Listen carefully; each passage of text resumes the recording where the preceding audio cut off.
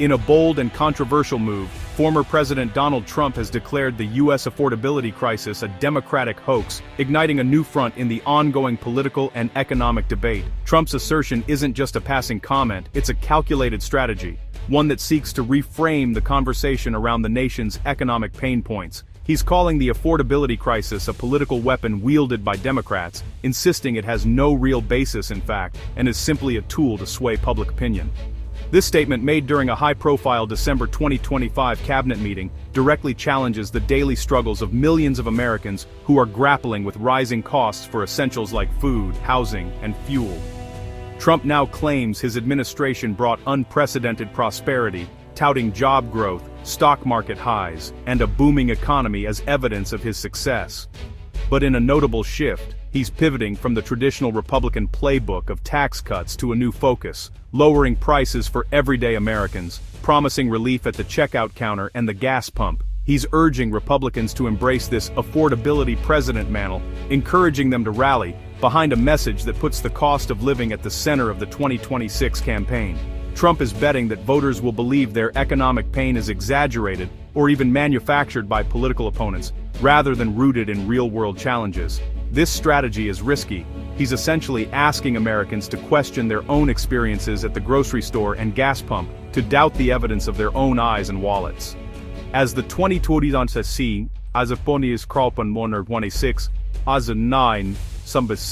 midterms approach, the question looms: will this message resonate with an electorate that remains deeply pessimistic about the economy, or will it backfire and deepen the sense of disconnect?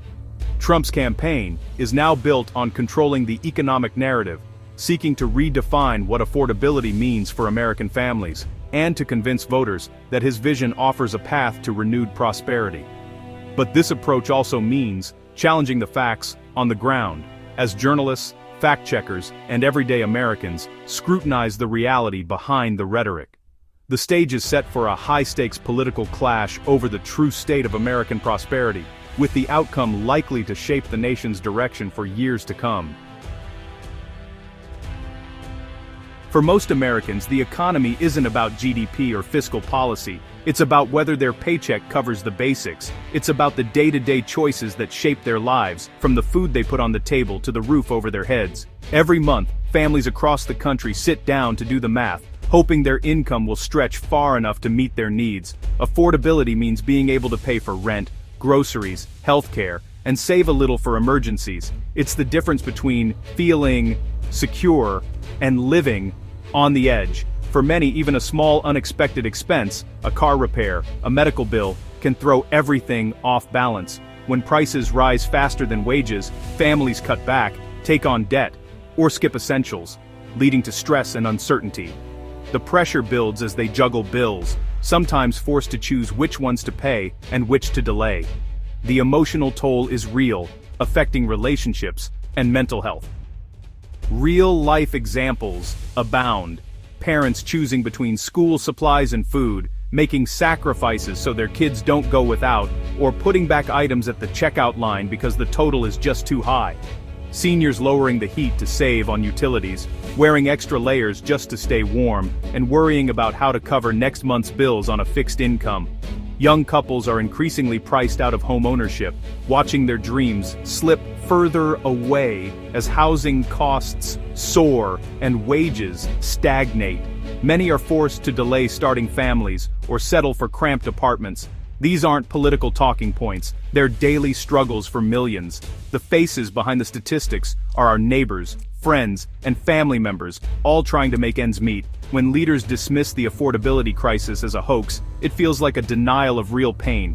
It's not just a debate on TV, it's a lived experience that shapes people's futures and hopes. The debate isn't just about numbers, it's about acknowledging the economic insecurity so many face. Recognizing the human side of these challenges is essential if we want to find real solutions. Recognizing the problem is the first step toward any real solution. Only by listening to these stories and understanding the struggles can we begin to build a future where everyone has a fair shot at stability and hope. Trump's economic message has shifted dramatically in recent months, reflecting the changing concerns of American families. Instead of focusing solely on tax cuts, he's now promising to tackle the rising cost of living, making lower prices the centerpiece of his pitch for prosperity. He's floated radical ideas like eliminating the federal income tax entirely and replacing it with tariffs on imported goods, a move that would fundamentally reshape how the government collects revenue. Trump also promises what he calls the largest tax refund season ever, hoping to put more money directly into Americans' pockets and boost consumer confidence. The goal is clear: rebrand himself as a populist champion of kitchen table issues, focusing on everyday struggles like grocery bills and gas prices, rather than just corporate tax breaks or Wall Street gains. Trump claims credit for inflation dropping from 3% to 2.3% after his return to office, touting this as proof that his policies are working, but he's quick to admit the job isn't finished and that more needs to be done. He warns of the dangers of deflation, arguing that falling prices can hurt workers and businesses, showing a more nuanced, if still self-serving, take on the complexities of the economy.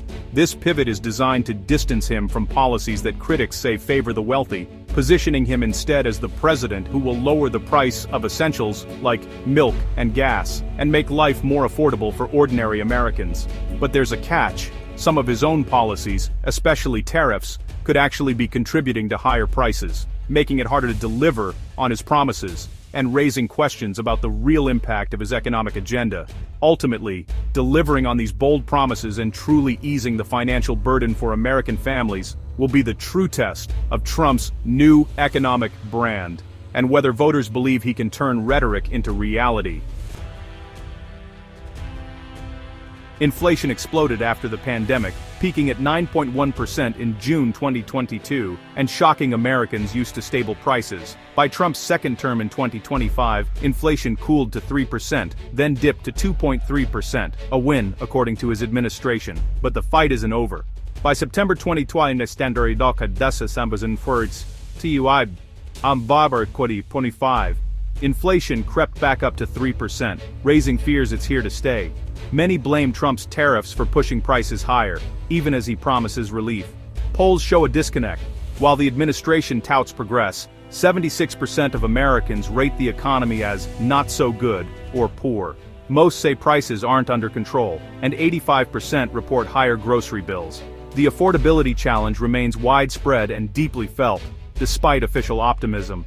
The numbers may fluctuate, but the public's anxiety is stubbornly persistent. Tariffs are central to Trump's economic playbook, taxes on imports meant to protect U.S. industries and jobs. But tariffs often mean higher prices for American consumers, as companies pass costs down the line. This directly contradicts Trump's promise to lower prices, creating a policy paradox. The recent inflation rebound is linked by many analysts to new tariffs, which have raised costs on everything from electronics to household goods. Tariffs appeal to voters who feel left behind by globalization, but risk undermining the promise of affordability. The administration is caught between projecting strength and actually easing financial burdens.